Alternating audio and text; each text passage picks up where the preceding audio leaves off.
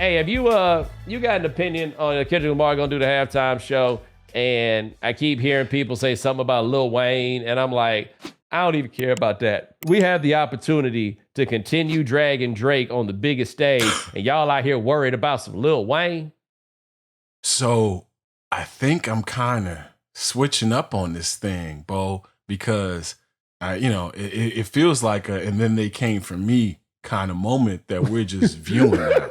on some real shit. Like as soon as the announcement happened, I put out there, hey, when the right people hate you, this is what it looks like.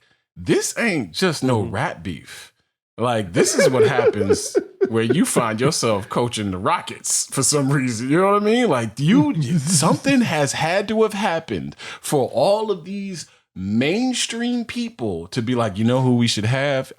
Not Like Us is a huge song, but it became a huge song because a lot of buttons got pressed. This man has never had the amount of dislikes outnumber the amount of likes on his YouTube videos, right? So when Prince got to that podium and was like, hey, y'all, there's something happening that y'all have no idea about, and y'all are selling the art for, pennies when you deserve more. If you really listen to what Drake has been talking about, besides all the misogynistic, foolery that people want to, clown him about, he has been talking about the music business in a way that a lot of people don't like to be revealed. And I think the Super Bowl halftime show has a little bit of that. Like, Kendrick Lamar is the perfect vessel for it because he objectively hates this man. Means it. He hates yeah. So when you find, like, it's kind of like that thing where you got the tough friend in school and he love you, and somebody talk crazy and it's like, hey man, my tough friend don't like you, so you should probably just chill. These record label do, like Universal, all these cats. You really look at who's putting out Kendrick's music now too. Like, he went from TDE to now it's like Kendrick Lamar fueled and sponsored by Interscope. Like, people are pressing the buttons at levels that we will never see these faces. We will never hear these names. So when you see that halftime show in this day and age get dedicated to a man who is, listen, we talk about things that people don't want to be said on television. Kendrick Lamar has put out 4 or 5 albums worth of them. Something's happening right now.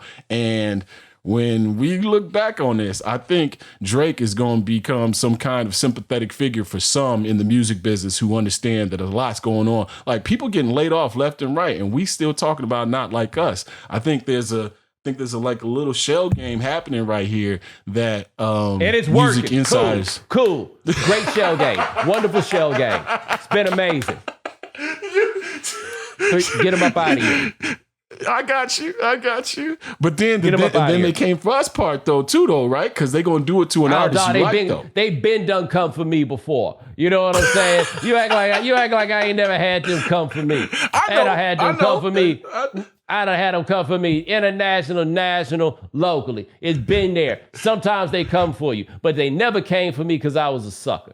And in this particular case, Kendrick is coming for him because he's a sucker. And yeah, maybe the folks, like maybe it's a Sam Cooke situation, right? Where Sam Cooke was trying to start some music publishing company or whatever with all the top black acts, and then a couple of days later got smoked. I can't tell you how connected those two things are, but those things happened, right?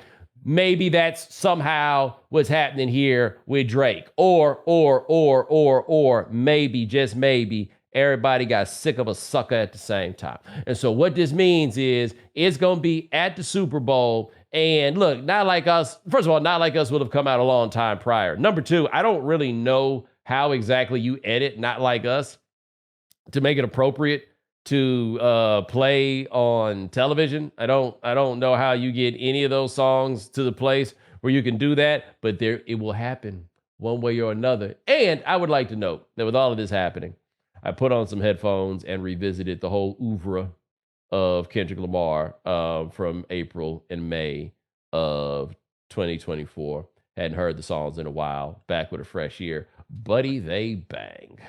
I play 616 in LA while riding down the street all the time. Euphoria bangs so hard, and Drake continues to live the nightmare. LL Cool J, who... Don't tell nobody I said this, but his new tape kind of good.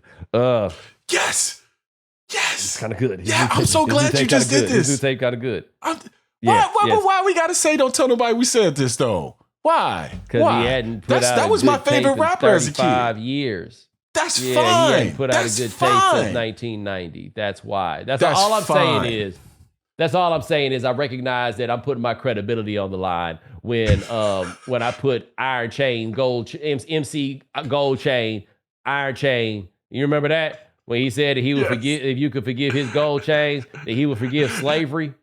You're like, no. And this how you do, man. This how you know LL Cool J, one of the greatest rappers of all time. Because he got to survive in any form of fashion after he put out that song with Brad Paisley. Oh my God. And I hear that he was blocking people left and right, and he's been doing a fascinating interview tour, and I haven't seen anybody ask him a question. Bro, what was you doing, bro? What was you doing? And I've seen him be asked about a lot of other stuff that he's given some, like his answer about the cannabis beef was really interesting. Like, bro, I was out there doing sitcoms. I was doing this. And now here he comes. And he was coming. Like, he had something. He got mouthy. It's like, but I just didn't feel like it. Yeah, nah, LL was my guy. That was the first album I ever bought with my own money, 1987, Bigger and Deffer. And from that point on, you know, what Pac and Big turned into in terms of lunch table conversations, Kumo D and LL Cool J started out that for me, right? You're gonna run around with the dude wearing all leather and with the trench coat, or you're gonna run around with the cat wearing the Kango and the fly sweatsuits. But now LL is a hip hop monument. But you go back to the Super Bowl halftime show, you know, for all the people, and I'm a huge Lil Wayne fan. Go ahead and Google how Lil Wayne feels about this country and what it has or hasn't done for people that look like him, and especially people in New Orleans. Like, he's got some interesting thoughts. He's got some very interesting thoughts. He's all over the place. To answer your question, he is all over the place. And he has lots of thoughts. I can't tell what he means, but I don't know. And this is where social media has like flooded the nonsensical discussion game, and it has empowered everybody to be a producer of a terrible television show. The 100%. Idea that the Super Bowl halftime is tied to the local venue. You got that with that LA Super Bowl, right?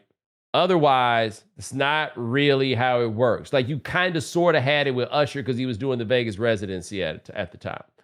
But that's not how this goes, right? Like, when Prince played the Super Bowl, it was not in Minnesota. It was in Miami. When they played in Minnesota, Prince did not play it. Like, we can go up and down the line. Maybe they'll try to incorporate somebody local into the mix, but that's not how it goes. And then suddenly you had all these impassioned people on the internet acting like Lil Wayne had been done some measure of disrespect. Dude, Kendrick Lamar, and I've said this before, I'm going to say it again, and I don't know if they just put one person on the cover for this anymore, but I think this is indisputable through 9 months, and it will be indisputable through 12.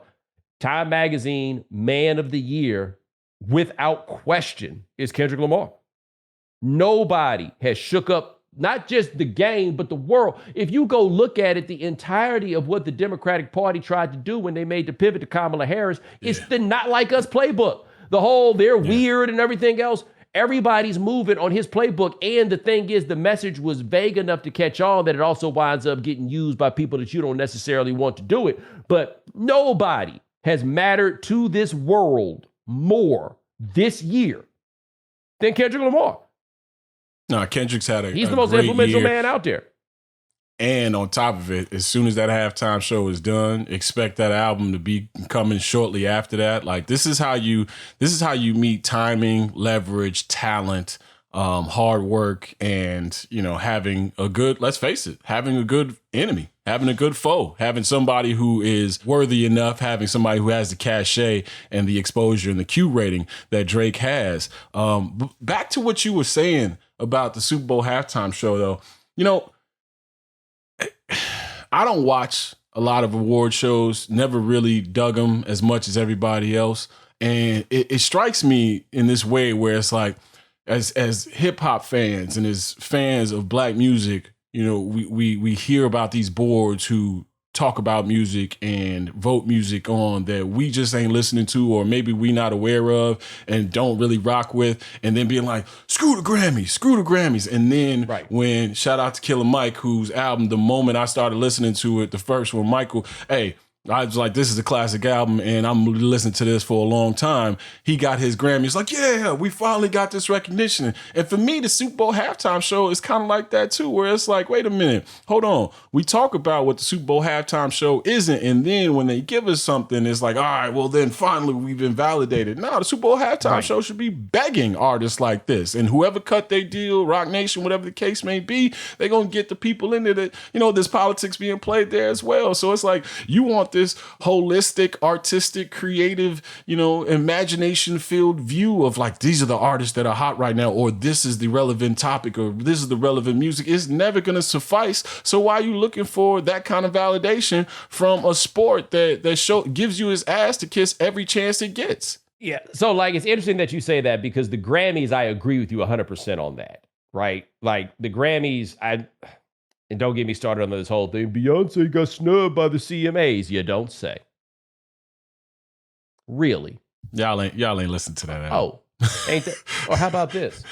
Y'all sat up and swore to me, it ain't a country album, it's a Beyonce album. And then you want the country people to act like it's a country album. You know what I mean? Like, you just begging these white folks to love you, and I find that to be pathetic. Like that in the end is, and I feel that way very often about Grammys and stuff. The other frustration I have, and it comes up with like the Beyonce thing, is y'all don't be listening to the rest of that stuff. You don't know if it deserved to be nominated for anything or not, because you don't, like, I don't watch movies like that. I don't know whether or not somebody got done wrong by not being nominated for Best Actor or whatever it is, right? I can't say it if I ain't synced it. That's where I am.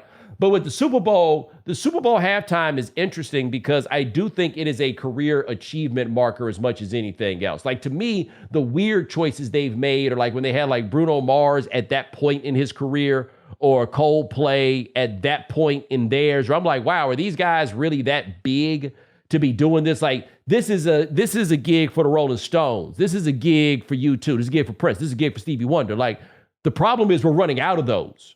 Right? Like that whole generation that the boomers loved and came up with, I don't know how many of them are truly left to still do it. Like, you can go look at the list of people, but I think we're just about out of those people that are there to do it. Legacy acts. You bring in Jay's. Yes, right. But now I think where Rock Nation doing this becomes important is because the big acts of this time period that kind of fit the show or whatever are largely rappers, okay? So, like, I can think of some rock bands that I don't think have done the Super Bowl yet, and you can let me know, anybody, if I'm wrong on this, but like Pearl Jam would have the following that could fit this. Green Day, I think, is a good example of a band that could fit in here. You can sneak Oasis in, but you couldn't be sure that they was actually going to show up, so, you got to be careful on that. But you know what I mean? Like, I think there are still some bands that have come around. Like, for example, obviously this would never happen, but Rage Against the Machine is big enough that you could drop them off in this. But what rap gives you that these rock acts can't really give you is a broader reach, right? Rap is going to hit far more white people and everybody else than those rock acts are going to come back in the other direction, right? Like, that's not going to be it. So they're doing a good job in that regard. But when we talk about Kendrick Lamar, LL Cool J should be doing this halftime before Kendrick Lamar does. Yeah. Right? Like, in terms of legacy, like before we start talking about some Lil Wayne, right? Like, we got a lot of legacy rap acts that could be here.